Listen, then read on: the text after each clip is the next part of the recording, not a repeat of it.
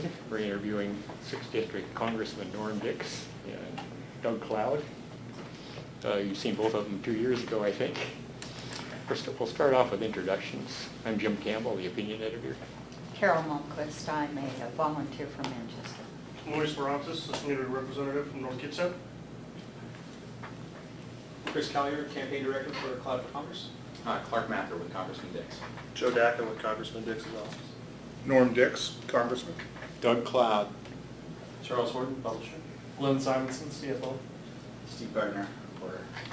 And as we usually mention, a caveat here, Steve Gardner is here as a reporter. He may ask some questions along the line, if the time permits, but he's not going to be participating in the deliberations, afterwards. Okay, we'll start off with 3 minutes opening comments by each person, and I'll let each of you know subtly or otherwise when 3 minutes is up. So, see, Norm, would you like to start? Okay, I'm Congressman Norm Dix. I'm from Bremerton. I have been the congressman for 17 terms. I'm the chairman of the Defense Appropriations Subcommittee in the House of Representatives and vice chairman of the Interior Appropriations Subcommittee. And if the Democratic Party should maintain its majority, I have a very good chance of being the chairman of the House Appropriations Committee and subcommittee chairman on defense, which I think has an enormous possibility for this district. Not only do we have Fort Lewis and McCord over in Tacoma, but we have the Puget Sound Naval Shipyard here with 10,200 civilian workers, and the Trident submarine base, Bangor, and Keyport, all of which are very important bases, and of course Boeing in our state. My opponent doesn't think I should be attending rallies for Boeing on behalf of the tanker program. On his website, he says that Boeing has nothing to do in the 6th Congressional District. Well, let me just tell you, employees residing in the 6th District are from Boeing, 2,384, retirees, 4,105, suppliers, 89, and in the prior 12 months, those suppliers in the 6th District are worth $32 million. So I think Boeing not only has a big impact in the state of Washington, and I'm the guy on the Defense Subcommittee who has to help them on these projects.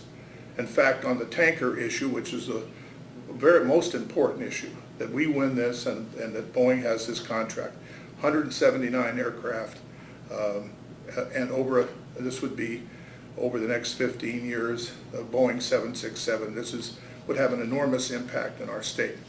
And the idea that we would belittle the chairman of the Defense Subcommittee being at a rally in support of Boeing, and also the machinists union, one of the biggest unions in this state, has a lot to do with this. So I've had a lot of experience. I'm running on my record of accomplishment. Here in Bremerton, we've worked hard on the revitalization of downtown, starting with the Admiral Theater to fixing up the library over here, to doing the work on the tunnel, which was one of the most difficult tasks I've had since I've been the congressman. But I have always been there for Kitsap County. I'm working on cleaning up Puget Sound. I've gotten a substantial amount of money in the budget.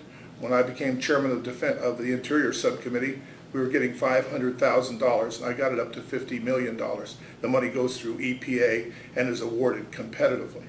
So Hood Canal, doing the restoration work on Hood Canal, we just had this salmon kill.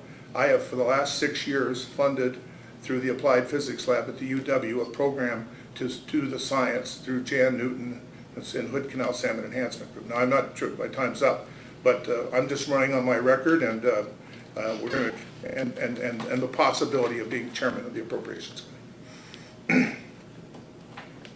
My name is Doug Cloud, and I am running for Congress against Mr. Dix. It is now time, as never before, for a new generation of leadership. Times have changed. The old model of the congressman as the sugar daddy no longer works. In fact, the economy is on its knees as the very result of that type of thinking. The idea that we should give up our money, our hard-earned fruit of our labor, and give it to Congress to dole out to its friends and political sponsors is exactly what has ruined this economy. Our economy is based upon competition, efficiency, and merit. Yet Congress has undermined the American ideal by awarding people for their failures, as in the case of the Wall Street bailouts, or in the case of the Chrysler and GM bailouts. Failure has been rewarded to such an extent by our current Congress and championed by our current congressmen to such an extent that the economy is not functioning on even 4 out of 8 cylinders. We are on the knife's edge of a depression. This Congress takes every ounce of credit for any economic improvement or morsel of improvement that we see, yet they refuse to take credit for the real evident recession/depression that we're in right now. And what do we get? The same old, same old. More government spending, more wasted resources, more counterfeit/printing of money by the Federal Reserve. It's not working anymore. It really has never worked. You know, Boeing is important to Washington State, yet Boeing is on its knees to some extent as well. They're operating at less than their potential. There are many, many fewer employees than should be working at Boeing right now because of policies championed by Mr. Dix, mindlessly supporting the machinists union, mindlessly supporting the type of government regulation that hamstrings Boeing's growth in this district and in this state. We need new leaders now. We need new ideas now. We don't need to go back to Lyndon Johnson's Great Society. We don't need to coerce our healthcare providers to work for less. We don't need to institute rationing of healthcare, as will occur in the Obamacare legislation that was so prominently supported by Mr. Dix. I offer a complete break from the past. We need to empower the individual. We don't need to empower Congress and the presidency, because the more power that Congress and the presidency takes from us, the more money they take from us, the poorer we are. Thank you. Okay, let's begin with something you both touched upon in different ways, which is, Norm is running on his record of providing, for the needs, economic growth in the area. You said that sort of thing basically is what got us into this mess in the first place. I'd like each of you to speak briefly on how you balance those needs. I mean, the need for you're not getting into more of a deficit, but while also representing the needs of your constituents in terms of economic growth and job support. Who do you want to start with? Yeah.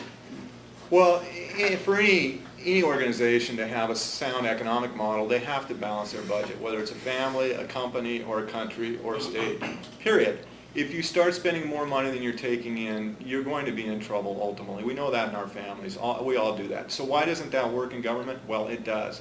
They cover it, however, in any way they can. But the fact of the matter is it is leading to our economic problems. We are taking money from productive private citizens, from productive small businesses, and giving it to unproductive enterprises, enterprises that are politically well connected. And that is not going to make us wealthier, and that is not going to make us more free or happier. In fact, it's going to make us less wealthy than our potential, and will, in fact, and has in fact, resulted in a chronic pessimism in this country about our economic prospects. And the people are pessimistic for a good reason, because it isn't working. The people in charge don't know how to solve the problems they've created. I do. The real solution is to get the government off the backs of the people, to get the government off the backs of small businesses, to allow people with ambition to create jobs, to allow people with skills and merit to reap the fruit of their effort, not to get stolen out from under them by a rapacious government who wants to reward the United Auto Workers, or Wall Street insiders, or people who sponsor political campaigns.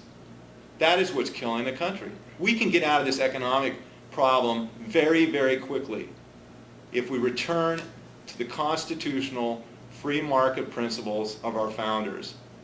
not the planned economy of the current group of congressional leadership. When President Obama was elected, we were losing 900,000 jobs a year under the previous administration. We were in the most severe economic downturn since the Great Depression. And there was a bipartisan effort during the Bush administration to put in TARP, which was to help financially keep our financial institutions alive. If we had not done that, this could have been a spiral into another major depression. Now, what did we do? The first thing we did, right out of John Maynard Keynes' playbook. One, we cut taxes for the middle income people, the people who would spend the money. And number two is we had a stimulus package. And that stimulus package was about $789 billion. And that was a big package, but we had to do that in order to create economic activity and put people back to work. Now, if we want to get the deficit down, we've got to get unemployment down from 9.5% down to 4.5%, 5%, closer to full employment. And the only way you can do that, the economists are now saying, is we've got to take additional action. And as a senior member in the House, I favor a program of infrastructure that Democrats and Republicans on a bipartisan basis, I believe in bipartisanship, can come together, put together a package for roads, sewers, waste treatment, stormwater, tunnels, all the things you can need to be done. Christine Todd Whitman, under EPA administrator under Bush, said the backlog in wastewater treatment alone is $688 billion. We're doing two projects under stimulus that were covered recently, one at Gorst and one at the Union River. These are the kind of projects to be done. In Belfair, we're putting in sewers. We're putting in sewers at Potlatch and at Hoodsport and at the Skokomish Reservation. And these things will all create jobs and put people back to work. And this can be done on a bipartisan basis. But we inherited this problem. And I think we are being unfairly tagged for having done something wrong. I think we did exactly what was necessary. Save the banks, stimulate the economy, cut taxes. We just also created another small business administration bill to give help and assistance to the community banks, which are critical to the recovery of the economy. So we have to do more. But the problem is the other side, represented by Mr. Cloud's thinking, would say don't do anything. There's nothing to be done. Just vote no on every single issue. How can the American people reward the party of no when the other guys inherited the mess from the same people who created it and now have tried to fix it and were blocked at every possible avenue by the Republicans? It was no cooperation except for one or two United States senators who had the courage to come across so we could get 60 votes to pass some of this. The health care bill, people criticized Social Security for years after it was enacted. Only a few radicals would now suggest getting rid of Social Security. This health care bill will, in the long term, help put 32 million people under coverage. Medicaid will be expanded. The kids up to 26 can stay on their insurance, on the policies of their parents, but you won't be able to discriminate against people on the basis of pre-existing condition. Community health care clinics, which we have seen in this district that can provide great health, are going to be doubled. This is another way for poor people not to have to go to the emergency room and see all this money wasted on care that could be provided either under coverage or under the community health care clinics. So I think we've done the right things, and if we'd had any support from the Republicans, we'd be a lot further down the road to recovery. We got none. Actually, I was going to ask about health care, but you've pretty well stated your views on it. Yeah, I think we had to do it. I mean, this has been, since Teddy Roosevelt, we've been trying to do health care, and we finally got it done. And, I favored a single payer. I thought we should have gone to I've always supported Mr. McDermott's approach to this. But this was the best we could do under the circumstance, again, with no support and from the other side. So we had to do the best job we could, and I think this bill, and in this bill, I had a provision added to fix the problem of Medicare reimbursement. And there's a study now being put into place by the Institute of Medicine under the guidance of HHS that will in fact come up with a plan to equalize reimbursements throughout the country. In McAllen, Texas, they get $14,000 per Medicare recipient per year, and here it's $7,100. We do higher quality health care, and we do it at a low cost rate, and we are discriminated against. And we found out, the big study was done by Dartmouth, that all this over-prescribing and all these too many tests, all the fee-for-service stuff resulted in worse outcomes for the patients. So, you know, again, I think we will be proven that we had to do this, we had to fix this problem, and it's been attempted since Teddy Roosevelt, and we got it done. Hey, Doug, would you like to respond on the Medicare norm covered what we were asking about originally, but then can we kind of segue into the health care, which I was going to be asking about anyway? Do you want me to answer about his point on the Medicare or health care in general? Just health care in general. Okay. Well, and, you know, if I want to respond to the Medicare, that's sure. Mr. Dix, to some extent, in his argument, reveals its own flaws. When you talk about different rates for Medicare reimbursement around the country, why is that? Because Congress is meddling in the economy. Why does this stuff happen? Because politics gets involved. And it will always be involved when the government controls our health care. We will always face those types of inefficiencies because it doesn't work. It hasn't worked, it won't work. The only way to... You don't think Medicare's work? Medicare is fine and is popular. I'm saying the government control of the healthcare industry has created a lot of problems. There's no question about it. Since the government has taken a more and more active role in healthcare, prices have gone through the roof.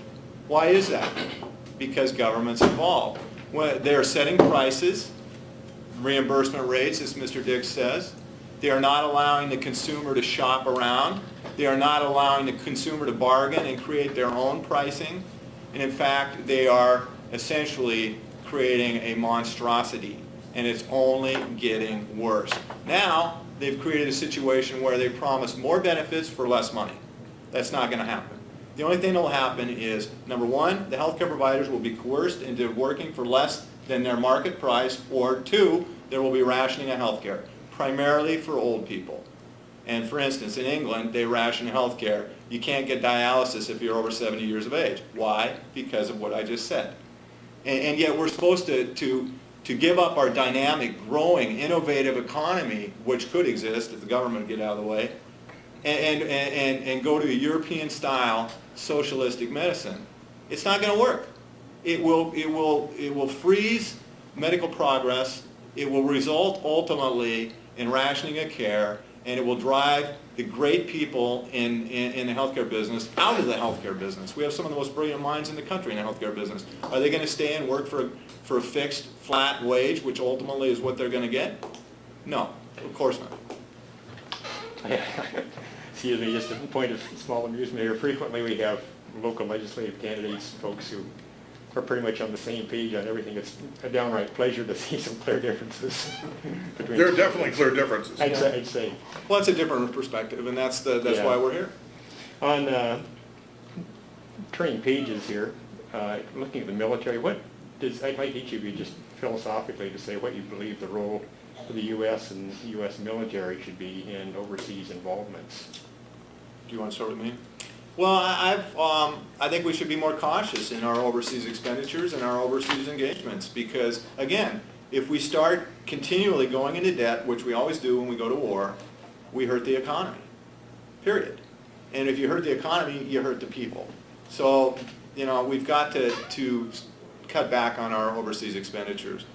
We have to be careful on that, of course. We live in a dangerous world. But there are many countries that can contribute more to their self-defense than they do right now. Japan, Germany, France. Well, France does a pretty good job. England. A lot of the wealthier Western countries have relied upon us to protect them, and that is a direct subsidy by the United States to those countries. That hurts our economy. And it doesn't really make the Western world that much stronger, and it certainly makes it weaker than it would be if all the Western world was engaged in defending itself. So therefore, I do think we need to cut back on some of those overseas commitments. Do you support the Middle East involvements that we've had and the role? Well, I didn't initially, but you know, things change. When you get to war, you know, you have to look at your situation and a little bit differently. My position on that again is we need to look for a way out of both Afghanistan and Iran in an honorable way. We cannot. We've been there 9-10 years already, and you know, it's been a lot of money. We've had a lot of economic problems during that entire time. And that's why I was so cautious about the entry of the United States into these overseas wars. It will inevitably create a deficit, which will inevitably create economic problems. And that's exactly what has happened. We do need to defend our soil from Muslim terrorism. I think we start by securing the borders. Well, I always have believed that we needed to have a strong and credible national defense. And I think the situation in Iraq vastly improved when General Petraeus and General Odierno took over and conducted the surge. Up till then, it was kind of like Afghanistan is now. That surge made all the difference in the world. I went over there in 2007, led a delegation. I came back and talked to Congressman Murtha and our leadership, and I told them, I think this is going to work. And it did work. The Marines also did a marvelous job in Anbar province, getting close to the Sunni leadership there and throwing out Al-Qaeda. If Afghanistan, and now we're down to 50,000 troops in Iraq. We're there on an assist and advise basis. We're not there on a combat basis, though we'll be involved in combat from time to time because we're out working with the Iraqis. In Afghanistan, it's a much tougher problem. You got corruption. You had it in Iraq too, but this is more significant. You've got the heroin problem, and you've got 79% of the people are illiterate. And it's very hard to train people to be in the military or be police if they can't read. So we have a real challenge to get these people trained. President Obama added 30,000 troops. NATO added 7. And I am getting reports back that they're making some progress in Kandahar and in southern Afghanistan. Now, since 2002, the Taliban has moved and expanded throughout the country, and so there's now discussion by Karzai about whether there's going to be some kind of a negotiation. Our people believe that that is premature, but hopefully, if we can turn this, and we can do what we've done in Iraq, and to kind of set a date at some point, and the date, of course, is next year, and of course, Petraeus, when he testified, I think we've been very fortunate that General Petraeus is now in charge of this. If anybody can get this done, it's General Petraeus. But he testified that it may take longer than next year to get this accomplished. And I think Obama's got to listen to the military leadership. Now you can start a drawdown and it could be rather slow but I would listen to what the military commanders say, and I think the American people and NATO and our U.S. military will have a much better picture in May of next year of whether this is going to work or not.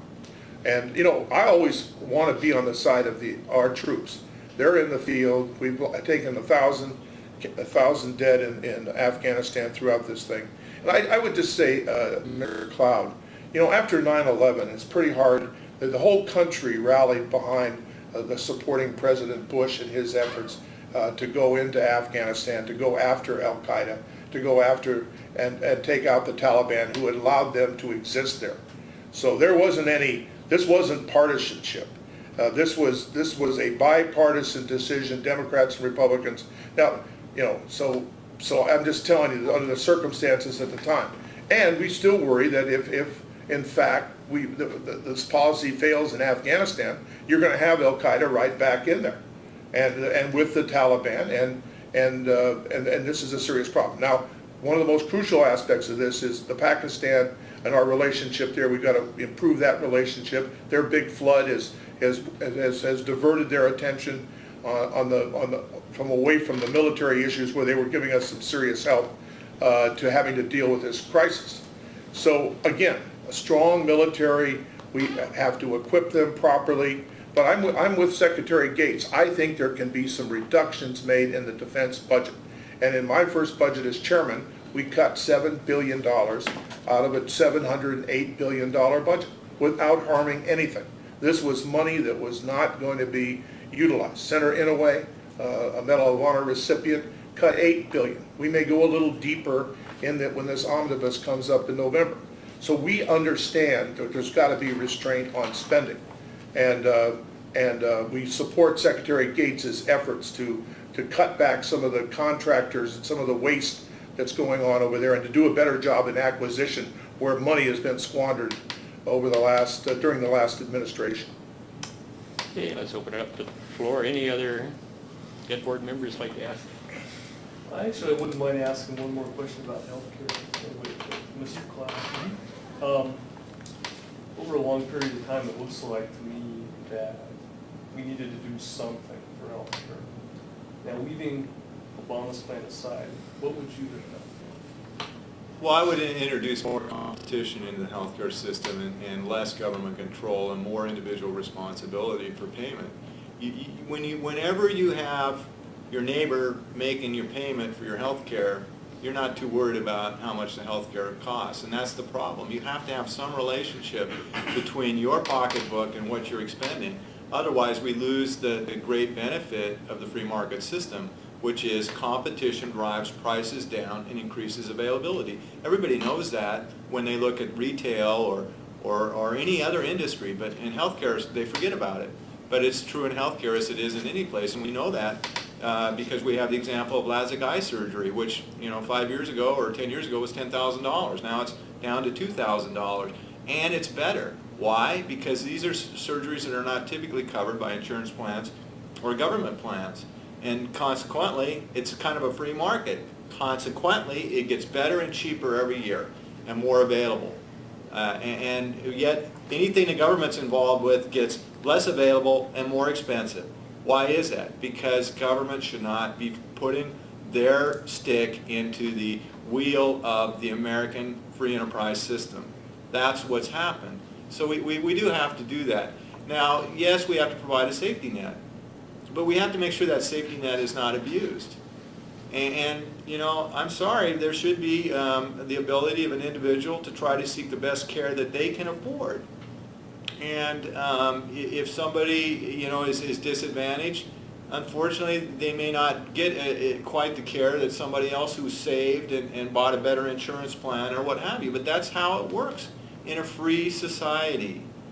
And so that's what I want. I want freedom in every industry. And in the healthcare industry, we would see tremendous improvements if we would just allow competition. Price competition, and allow people and force people to some extent to pay for a portion of their care. That's what has to be done. Otherwise, we're just going to go down this fairy tale land of the government giving us more for less when in fact they give us less for more. And that's exactly what's happened. Okay, Norm, would you like to respond to that? Well, I would just respond by saying before we passed this bill, we had 50 million people in this country without health insurance. And this bill will bring about over a period of time. This is phased in. We tried to do this so that it wouldn't disrupt it. And anybody could stay on their own policy that wanted to, but there are a lot of people who could not afford health insurance. And one of the things we did in this is you ought to go through page after page of incentives for smaller businesses to get health care insurance and to cover their employees. And they get very generous tax credits. So we really tried to do every single thing we could to to make this work. And we're going to have these exchanges where people, small businesses today, pay about 20% more for health insurance than big businesses. And so now we're going to have these exchanges where they can go in and there'll be competition. And I like that model in this situation. And we hope it'll drive down the prices. We've got to go after waste, fraud, and abuse, and the people that are abusing Medicare. The one thing after going through this Medicare reimbursement thing that I was happy about was I think there is a way to reduce the amount of money that we're spending in Medicare so that we can make the program be solvent and go into the future. So there is a way, and we need to do that. That has to be part of this. And as I said, we're doing this study on the reimbursement rates. We're doing another study on how do we take this model of high quality, low cost healthcare and spread it across the country. You've got the Mayo Clinic, the Cleveland Clinic, you've got Providence up here, and you've got Group Health. And they don't do fee for service. They all pay the doctors a salary. So there's no incentive then to overprescribe all of these various tests and things that are not necessary. And again, I go back to the Dartmouth study. The Dartmouth study said when the doctors overprescribe, the outcomes to the patients are worse. So there is a chance here, and there has to be reform.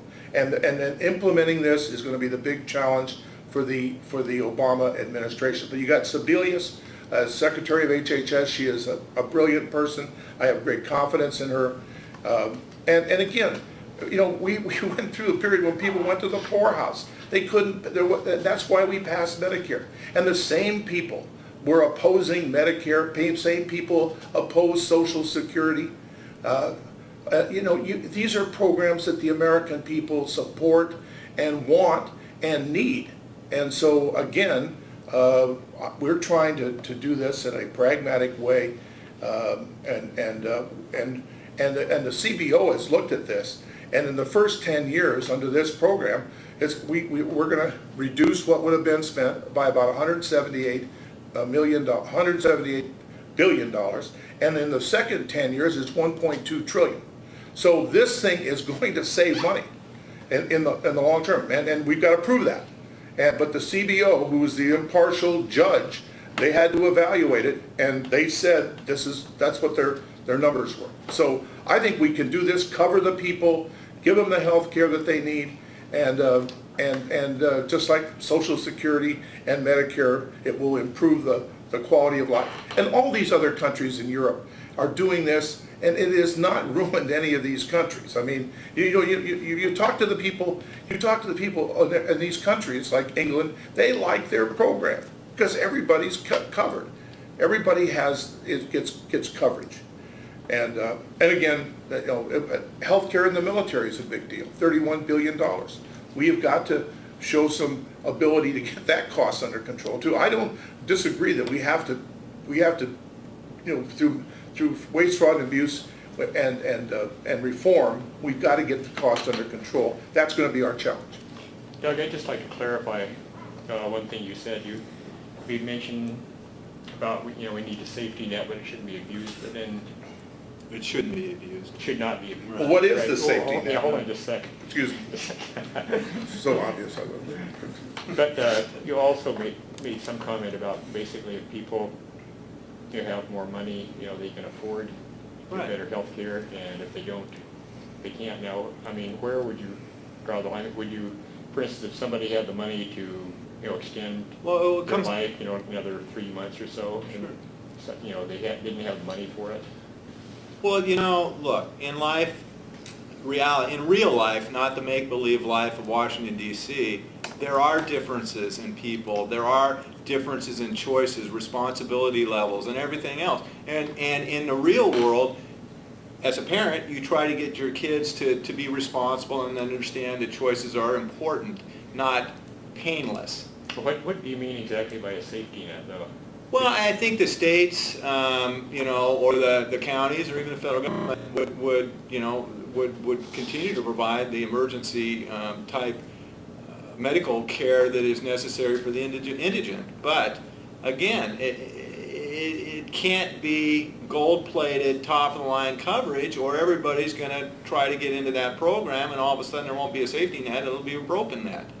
And so therefore, you know, in an emergency, sure, we're going to have some coverage for people, but, you know, if people don't want to take care of themselves, if people want to smoke themselves or drink themselves into an early grave, if they don't want to attend to their own health, then, you know what, they should take some responsibility, and they should pay the price a little bit. Otherwise, we are going to continue to encourage the type of behavior, both economically and in terms of the way people live their lives, that does increase the strain on the medical community and the medical resources. If people are not responsible, or don't think they're responsible for the choices that they make, then they'll continue to make bad choices. Well, if something, yeah, not to zero in on this, but just to try and clarify your position a bit. If somebody through no lifestyle choice of their own was indigent and needed dialysis, would you support government paying for that or not? Yes. Okay, Norm, want to respond briefly on this, then let's well, move on. no, I agree. You know, Yeah. Senator, I was on Senator Magnuson's staff when we extended kidney dialysis treatment to Social Security. That was a big deal. People used to just die of this because they couldn't afford the coverage. But the American people thought that was inhumane, and we took steps. Now, you know, one of the other things about having more people under health insurance policies, and all these policies are going to be written by the private sector. You know, we're expanding Medicaid somewhat, but mostly the private sector and then the community health care clinics. Now what happens? They go to Harrison, and they go in and they get free care. It's the local community and all the other people who have to pay for that care. So why are these, the cost shift is on big time. And that's why these things are so expensive. So if we can get the small businesses and the individuals to get a policy and put some heat on them to get policy. And in these policies, by the way, there is provisions for taking, you know, for physical fitness, various things you can do to improve your health, and helping on people who have smoking issues and that kind of thing. So, you know, that is in this bill.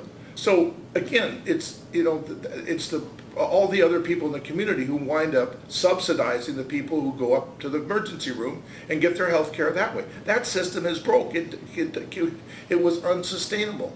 That's why we had to step in and come up with a different approach to this thing that will be phased in over a period of time with tremendous incentives for small businesses to hire, to get coverage for their workers.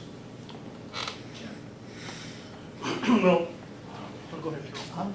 Yeah, go ahead, There's Louis. nothing behind it. Kind of shift gears a bit to the economy, jobs, Wall Street, the banking industry.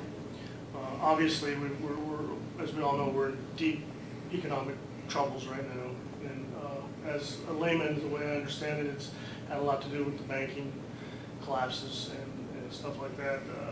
The AIG fiasco, right, we're insurance policies on this and that. And then my question to you is, we're starting to see another come around with the banking issues with these foreclosures and how those were mishandled. And I'm worried that we're heading for another round of troubling times and freezing the banks' assets for loaning to get the economy moving. What should Congress be doing to help the little guy who is hoping to get the economy going by going out and spending big, ain't getting money to go out and start a business, or to help with his college education for his kids, or that type of stuff, or even getting a job? Yeah, well, and first thing, And there was before you abuse. finish this, before you finish, I want to relate all this to also the recent publication, it was yesterday about, or this morning that came out in Wall Street Journal, that Wall Street is headed for the biggest payouts again, record payouts to Wall Street employers, firms out there, and how that relates to all of this free enterprise that you keep talking about, Mr. Cloud, and how that's going to help our economy in general versus perhaps the need to intervene, government intervention to help the banking industry as it got in the right direction. Well, this year we passed the Dodd-Frank legislation, which regulates the derivatives, the mortgages, the credit cards, And we've created a new entity within the Federal Reserve that Elizabeth Warren, who's being, beaten over the head and chest, but she has been the big advocate for, consumer protection on these issues. And so that law has been passed by Congress. Some people talk about deregulation. Well, deregulation is what got us in this mess, and especially in the subprime mortgages where people were literally taken advantage of. And we have passed legislation to try to help reduce the number of these foreclosures. The Bank of America just had an announcement, I think yesterday or the day before, that they're going to stop all foreclosures for a period of time because these documents were not written properly, were not explained to the consumer properly, and misled people, and some of the people didn't understand the terms of these agreements, and they weren't properly explained. So I think the Dodd-Frank legislation had to be passed. We got it passed. We also passed a small business finance program that's run basically through the SBA that can loan money to community banks up $30 billion.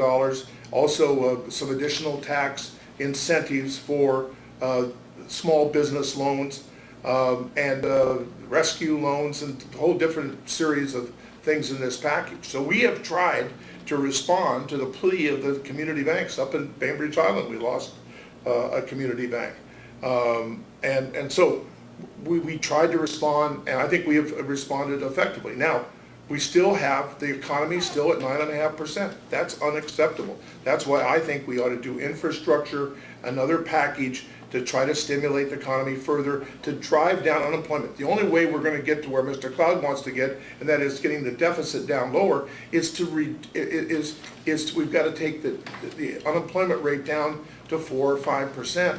That will bring in billions and billions of additional revenue to the Treasury, and then we can then exercise restraint on spending, which has to be done to improve our fiscal balance sheet. That's what I do.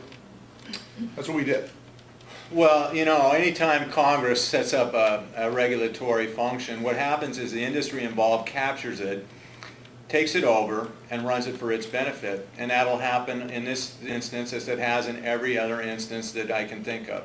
And so therefore, nothing really will happen except that Congress will pat itself on the back and say we did the right thing, but by the way, nobody can get a job. Well, you know what?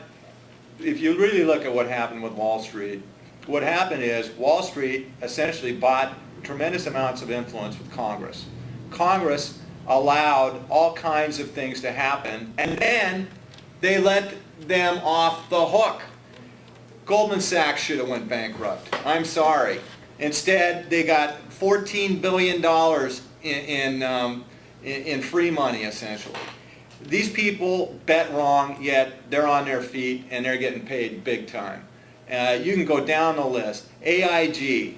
When you make a mistake in the real world, you pay for it. Instead, in Washington, D.C.'s world, you put a little more money on the table for Congress and you get special favors. And you get to keep doing the same thing you've been doing as before. And who gets it in the shorts here? The smaller banks, the community banks that could have taken up some of the slack. The consumer who is paying a higher interest rate on his mortgage loan right now, even as low as they are, than he should, because the government's sucking every last dollar out of the economy to finance their deficit. Don't you think this economy would have turned around a lot quicker with 2% mortgage rates than with 4% mortgage rates? I do. Don't you think this economy would turn around a lot better with the average individual having an opportunity for economic success instead of the big bankers in New York that are financing these congressional campaigns for the incumbents? I do. Do you really think that Norm Dix or people in Washington, D.C. know more about our lives and our community than we do? I don't. And so this whole idea that Congress saved the day is nonsense. Congress created the problem. The problem is continuing, and they are trying to adopt the same policies that have driven Japan into a 21-year economic depression. I'm kind of confused with your statement. On the one hand, you said that Congress let them do it, and on the other hand, you advocate hands-off free no regulation, free. Well, let's talk enterprise. about it, yeah. Yeah, I mean, I just explained that, those two comments to me. so Well, I the understand bank, where or you're the coming from. Community Redevelopment Act, I think they called it, was passed, and it was forcing banks to take on poor credit risks for mortgage loans. A lot of the high-risk mortgage loans that are in default now were essentially forced upon the bankers to make those loans. They created that problem. They said, look, you're racist, or you're creating this problem, or you're doing something wrong here. You have to loan these people money who can't pay back money. And they couldn't pay the money back. Now, they're making it worse. Mr. Dix is suggesting that foreclosures, stopping foreclosures is going to help things. How's it going to help things? The banks are doing that. How is that going to help things? You know, it isn't going to help things. You have to clear the markets. If prices are too high on houses, you got to let the prices go down, period. Or people are going to sit in their homes without paying their mortgage while the banks go under farther and farther and farther. And then what happens? Then there's no credit. And then we have a total economic collapse. You know, I don't want to be Japan with 80-year-old or 90-year-old population, no children, no future, no nothing. And that's what they're going to give us if we let Congress run our lives. Could I just respond briefly? First of all, the deregulation occurred when the Republicans were in charge of the House of Representatives. And that's the reality of what happened. And the TARP program started under George Bush and his Secretary of the Treasury. And that money now is all being repaid with interest. So we had to do that to save the financial institutions in this country. It was mandatory that this be done. And the same people who said let's have deregulation opposed this regulatory reform bill. I mean, I voted for the regulatory reform bill because these derivatives, these subprime mortgages, these credit cards with all these changing requirements and clauses and things that wind up on your payment slip every month. I mean, this is again why we had to go back to regulation, because the deregulation model failed us and was largely responsible for the subprime loans, the derivatives, and the things that got us into this mess. So you can't. We did what we had to do to save the financial underpinnings of this country, and the money's all being paid back, including the money for the automobile industry is being paid back. And so sometimes these interventions are necessary, and it takes people on both sides of the aisle. If you remember, a bunch of the Republicans refused to vote for this, and the stock market went down 800 points. We had a second vote, and the Republicans voted for it, okay, because they knew that there was going to be hell to pay. Okay, so, you look who created the problem, look who came up with solutions to the problem. May I have equal time here? Well, I don't know about equal time. Well, okay. Shortly, because I'd like Carol to be able to... You know, I'm not in Congress now, and I wasn't in Congress when Congress adopted these rules. And I did speak out against many of the Bush era, quote, economic policies, end quote, of which I did not agree. And so therefore, the attempt to paint me with that paintbrush is totally inappropriate. We need new people that understand the economics and how things work, period. And we don't have it right now. Carol, you have a question? I do. I'm going to read it if you don't mind, and You I'll can do ask whatever you you like. first, and then it'll be kind of a second one for you. You may have to reread it though. That's okay. It'll be easy, you can get it. In reviewing your voting record, I noticed you voted for just about all pro-choice items. And since the vote fell pretty much along party lines, my question to you is, were all your pro-choice votes your personal beliefs, or did you just vote party line? And then to you, I would ask, where do you stand on the subject? And if your belief was different from your party, would you vote party line on the issue anyway? This is a very highly personal issue. Every person, this is never voted on any basis. We have very few party line votes in the House of Representatives on either side of the aisle. There are probably 30 or 40 Democrats who are pro-life Democrats who have always voted on that way. Now, in our state, there was an initiative referendum, maybe many years ago, and it was about the time before I ran for Congress, and the people of the state were in favor of a pro-choice position. I personally believe that a woman has the right to choose, and that she has to have that, to make that choice herself. And I think it's totally appropriate that we have programs to help women who want to carry the child to term. There's a lot of people who want to adopt children. Although all those kind of things, I've always favored that if it's a religious hospital, that they should not have to do something that's against the grain of their religion. But I believe, and I'm a pro-choice person, that has never been based on any political consideration. It's based on my assessment of what the right thing to do is. Well, I'm pro-choice, but my reaction to your question is as follows. I believe that we need a full and fair airing of the abortion issues in a legislative body, not in a Supreme Court that is remote and inaccessible to the public. And therefore, I believe that the issue belongs in the state legislatures or with the people of the individual states. And I am willing to abide by the decisions that they make, even though I am pro-choice, and I recognize that, like in this state, it's quite possible that our state legislature would sanction abortion. But I need to emphasize, and I think it needs to be emphasized over and over and over and over again, killing babies, diminishing the supply of new citizens, natural-born citizens in this country, is diminishing our future potential, our power, our ability to defend ourselves and our economy. And I just ask you again, I'll give you the Europe and Japan example. Abortion has been freely available for decades there, centuries probably, in parts of Europe. Yet they are not reproducing themselves, and they're being invaded and taken over by Muslim immigrants. Why is that? There's a vacuum there. Why do we have such an immigration problem? Because there's a vacuum in our lower generations. Our younger generations are being killed off to some extent. And that's just, you cannot have a great country if you kill your citizens. I'm sorry, you can't. So I would emphasize that public policy argument. But ultimately, I believe that that's an issue that belongs in the state legislatures. We need to get this out of the Supreme Court. The Supreme Court inappropriately grabbed that issue and took it for their own. It isn't. And it needs to be debated in a body politic. There needs to be limitations on abortion at a minimum. The idea of partial birth, late-term abortions is ghastly.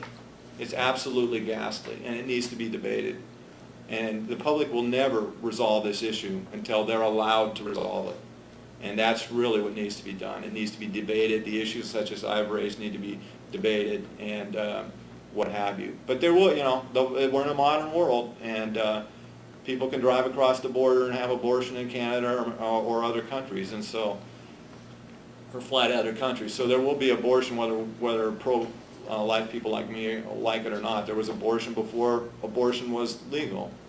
There was abortion clinics in every large city in the country. They were underground, but they were there. So you just said pro-life, I mean, and before you said pro-choice. I'm pro-life. You said pro-choice. You said pro-choice. Okay, well, I was wondering, this sentence was a... Yeah. Thank you, please. I am pro-life. I think it's very important under public policy purposes to emphasize that we have to allow our population to rejuvenate itself. So I apologize in that. And thank you for pointing that out, Mr. Dix. Either you do it. I think I'm gonna let it rest. You let it rest? Yeah. Carol? Well, you had a question. Steve. If you want to talk briefly about Bush tax cuts, and I'd like to open that up. I don't know if you want to start and say what Congress is going to do, what you think Congress will do, and then Mr. Cloud, if you want to respond to that. Sure. And we'll have to wrap it up. Again, this is directly related to the deficit and what you want to do about the deficit. The Bush tax cuts will expire on January 1st. It is my hope that, I think Congress will vote. I would think it would be on allowing the tax cuts to remain in existence for the middle income people but not for the high 2%. And the economic indicators all show that the richest people in the country, when they get these tax cuts, are not spending the money, they save the money. And it's the people who are in the lower income brackets who will spend the money. That's why you want to do this. And if we extend this, the top 2%, that will mean $700 billion of additional deficit. It's $4 trillion. What you're talking about here is $4 trillion, and over a 10-year period. So this is a very serious matter. The president has stated his position, and I think that has a chance to pass. There are a significant number of conservative Democrats who might vote for taking out extending all the tax cuts. But my position is I favor doing it for the 98% and let the 2% pay at the higher rate to help reduce the deficit. I don't favor an increase in any tax level anywhere at any time. And if we let the Bush tax cuts expire, there will be a raising of taxes. And Mr. Dix says these 2%, they don't matter, they're throwaway. Well, why are they throwaway? These are the people that have the businesses that create the jobs. How are they going to create jobs if they are taxed excessively? They're not. They're just not. Why? Any money that is taken from them and is given to the government is less money for them to hire people in their businesses. It's less money for them to build plant and equipment. It's less money for them to reap the fruit of their labor, which to me is their moral right, isn't it?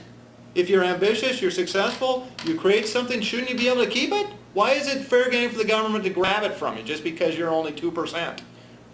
They're going to come after them, then they're going to come off to the next 15%, then they're going to come after the next 50%, then they're going to come after everybody, and they're coming after everybody anyway. If anybody's bought a pack of cigarettes lately, or soda pop, or liquor, they know they're coming after everybody. And so, nonsense. This class warfare that has been engaged in by the administration and the Democratic leadership is just a circus act. It's not going to rebuild the economy. It'll make it worse.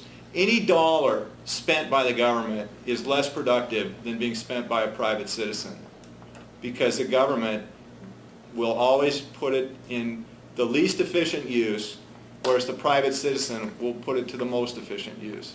The government will pay off supporters, the individual will pay off himself.